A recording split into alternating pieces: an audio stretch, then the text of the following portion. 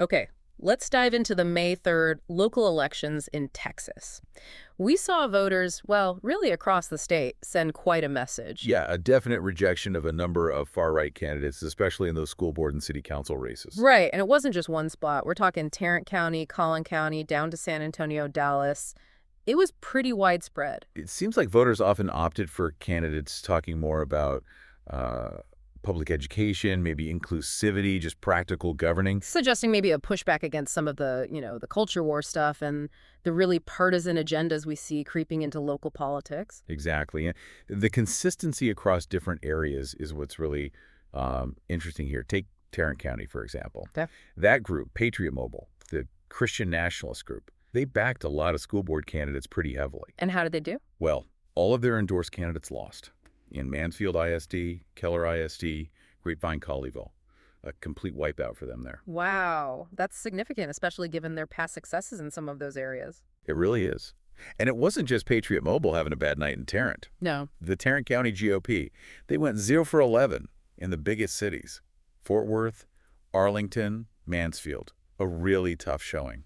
Even with, I think Allen West held a rally in Mansfield. Didn't seem to help. Nope. All 5 GOP-backed candidates lost there, right in a Republican representative's district. Meanwhile, you saw Democrats making some gains. Yeah, Deborah Peoples, she's a longtime activist, former county Dem chair, won her Fort Worth City Council race. And I heard the Tarrant County Young Democrats did well. They did. They apparently swept all the school board seats they targeted. Lots of organizing effort paying off there, it seems. That really points to, the power of that focused local organizing. Absolutely. Their success compared to the GOP's losses, despite reportedly more voter contact efforts, it does raise questions. Like maybe the messaging isn't landing, or the base isn't as energized for these specific local races. Could be. Maybe those national political fights just don't translate the same way down ballot for some voters. Okay, let's head south. San Antonio, the big race there, the mayoral one, is going to a runoff. Right. Gina Ortiz-Jones is leading. Rolando Pablos came in second. Over 11,000 votes between them, I think. And the city council looks like it might shift more progressive, too. Yeah, several strong progressives either won their races outright or are heading to those runoffs. And turnout was decent for a May election. Pretty solid, yeah. Suggests progressives are likely to stay engaged for that runoff, which is important. So that runoff dynamic, Pablos versus Jones, how's that shaping up? Well, Pablos is definitely positioning himself as the fiscal conservative, the alternative. Contrasting himself with Jones. Exactly. Painting her as the status quo, part of the quote-unquote political machine. That kind of rhetoric could play well with certain voters, right? Especially in a lower turnout runoff. It could. Conservative voters sometimes turn out more reliably in those situations. So it sets up a pretty clear choice for San Antonio voters. Okay, what about Dallas County? What did we see there? Dallas was maybe a bit more stable. Most city council races sort of stayed in the liberal-leaning column. Incumbents and challengers focused on infrastructure, housing, local stuff. They seem to hold their ground mostly. Generally, yes. But Kara Mendelson, who's known as a more outspoken conservative voice on the council, she did keep her seat in place 12. But there are runoffs happening there, too. Yeah. Places 8 and 11 are headed to runoffs. Those will be pretty important for the council's future direction.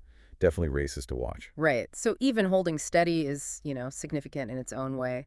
Those runoffs will tell us more. For sure.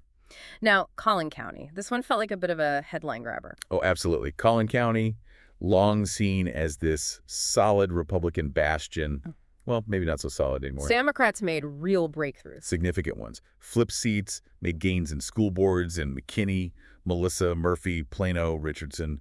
Quite the list. And Richardson got a new Democratic mayor. They did, Amir Omar. And the new council there has several new faces. Looks like a shift. And the school boards across Collin County, Allen, Plano, Frisco, McKinney, pro-public education candidates won out. Yes, defeating quite a few candidates backed by far-right groups. It really underscores this potential shift in priorities, even there. So Collin County really looks like a proper battleground now. I think you have to say that, yeah. Not just a Republican stronghold anymore. And this wasn't just confined to the big metroplexes, right? We saw similar things elsewhere. That's right. Down in Katy ISD near Houston, James Cross beat the incumbent, Victor Perez. Perez was one of the ones really focused on those culture war issues, wasn't he? Book bans and such. Exactly. His defeat is another signal.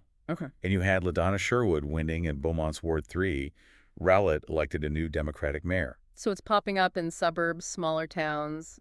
It does feel like a broader trend. It really does. Yeah. Voters rejecting maybe the more extreme candidates, opting for people focused on governing locally. And we're seeing progressives and moderates winning races where, frankly, Democrats haven't been competitive for years. Which is a notable shift in the state's dynamics.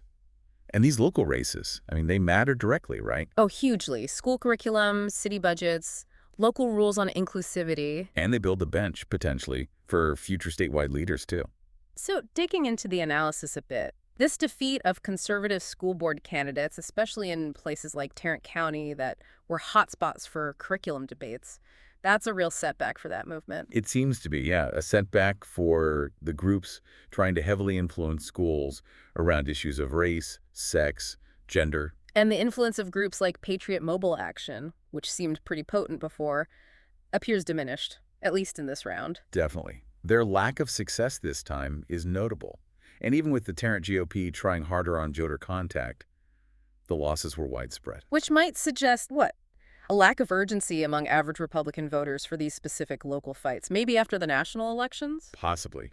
It's hard to say for sure. Political scientist John Taylor, he cautions against reading too much into these low turnout elections for, say, 2026. Right. Turnout is usually really low, like 3 to 7% sometimes. Black. Very low. But Taylor does suggest Republicans should probably be a little concerned. Why is that? Because the far-right conservatives perform poorly even in these low-information contests. It could hint at some underlying voter sentiment. Interesting point. And the Katy ISD example, defeating Perez, who was so focused on book bans and transgender policies, that seems quite specific. It does. It highlights a potential shift away from those specific culture war priorities in at least some communities. Going back to San Antonio's runoff, Taylor also notes that Pauloster's strategy linking Jones to the machine. That could work with conservatives who, as we said, might be more reliable runoff voters. So it's still very much in play. Absolutely. And even the Texas Republican Party chair, Abraham George, acknowledged the poor results but said, the party will keep fighting. Of course. But overall, these results, do they hint at maybe a backlash against the far right? Maybe even related to the Trump administration looking ahead to 2026? It's possible to read it that way, yes. A potential early indicator. The fact that candidates focusing on public education seem to beat out those pushing culture wars. That feels like the central theme here. A possible reevaluation of priorities, at least at the local level, for Texas voters. That seems to be what the results suggest, yeah. That's all for today's Dissent Picks. If you believe in standing up for what's right, please check out our collections at dissentpicks.com, featuring thought-provoking t-shirts, mugs, stickers, and more that amplify your voice. Stay informed, stand strong, and we'll see you next time.